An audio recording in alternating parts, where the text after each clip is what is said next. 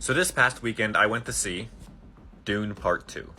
A few years back, I took the time to watch the previous Dune movie, and while that was a little slower and felt more like setup for what was to come, what pulled me into that film was its world as well as a story that did get me interested in what would happen next in our protagonist's journey. And not only did I find the sequel to be an improvement, but it improves in spectacular fashion simply by paying off most of what was set up in the first movie, making this film an absolute treat to watch from start to finish. Picking up directly after the end of Part 1, Part 2 follows Paul Atreides as he unites the Fremen people in his war against House Harkonnen, all in an effort to bring peace to the planet of Arrakis. Part 2 continues to build off of the world setup in the first movie, as not only do we get a deeper look into the life of the Fremen people, but also a bit more into that of House Harkonnen, a contrast that holds a terrifying beauty to it that makes it just as interesting to watch.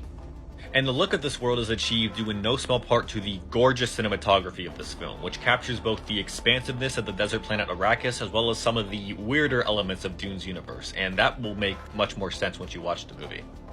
Most importantly though, I think the story here is Part 2's biggest strength, as the way it unfolds is masterful due to not just the writing and directing, but also the performances of the cast that absolutely help sell the entire thing.